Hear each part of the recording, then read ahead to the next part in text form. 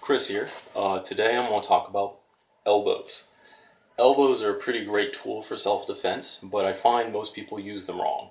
A lot of people get their ideas of how elbows work either from movies or from stage wrestling, and so they don't know how to use them even though they're a very simple tool.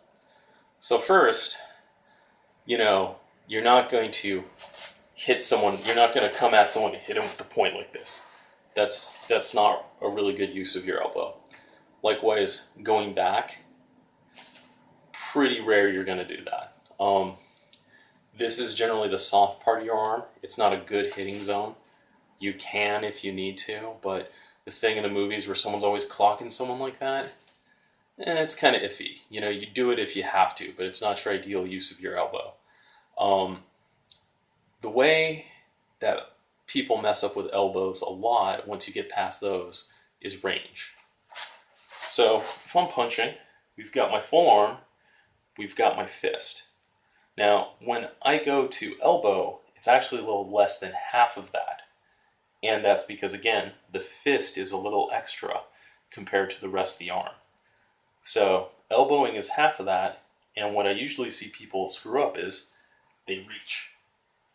Inevitably, they almost always reach to try and get one extra fist length out of the elbow, which is because they're used to thinking of how much their punch reach is, and they think an elbow should be about half of that, when in fact it's a little shorter.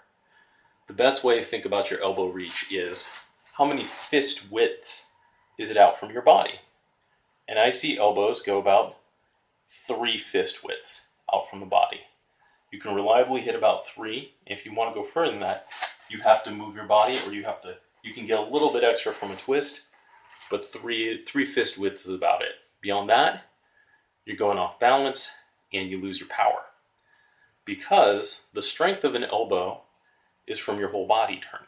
It's all the muscles in your torso, all the way down to your hips. That gives you the power that makes it feel like a baseball bat.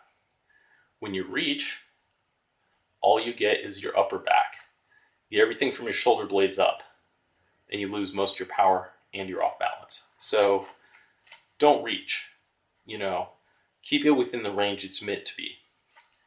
And the way to train that is you can get yourself a heavy bag. You can get yourself really, something with some serious padding that you can hit and play with, okay, how do you enter? Depending on whatever you know. Like if you're a wrestler, you know how to go in for a grapple. If you're a boxer, you know jabs and get in. You do what you do to get in.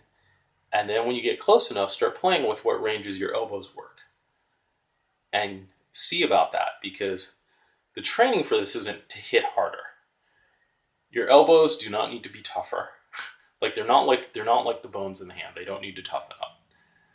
The elbow is going to hurt. You don't need to generate tons of power from it. You don't need to huck back and go forward. You can just come from here. Again, it's from your body. If you've ever moved around with people and, accidentally tapped each other with elbows, even when you're not trying to hurt each other, and even when you're going light, a tap will still do something. And, you look at that and you go, well, I know if I put some force in that would not be good for my training partner. And that's to the head. Obviously, torso, people can take a little more, but you get them in the ribs with a good one, it's not going to feel good. So, play with it as an entry, play with it as an exit to get your ranging. And the nice thing is, for horizontal, all you have to do is get the arm in a horizontal position. So you have everything from high to low. And all it is basically reaching your hand across and giving it a twist.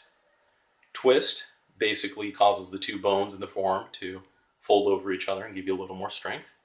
Puts the nerve in the elbow behind some muscle, so it's less likely you're going to pop your own elbow and then, have a dead arm feeling. And twist from your body. That's all there is to it. It's a really nice thing because it's an easy instinct to bring in. Oh crap, someone's coming, oh crap. That's all you have to do. That's horizontal. Vertical, you comb your hair. Bring it up, comb your hair. Pretty easy instincts. Obviously, there's stuff you see where, people go over, and then they have, really funky stuff. Yeah, that's cool stuff you can train if you want to do like get into a serious martial art, but boom, boom, pretty easy. You come from here, you're good. You got something. So elbows, very useful. Less like you're not going to break your arm like you will. Punching, very good close in, which generally, if it's a street altercation, someone's trying to grapple you, you can get some of these in. If you're in your car or you're in a really tight space when you're attacked, you've got something. If you're like me and you're a little more heavy set, it's good because you can use your weight to barrel into someone and then start popping them. To stun and run, you have options. So elbows, one of the most recommended things. Simple to learn, but you just got to be able to use them right. Take care.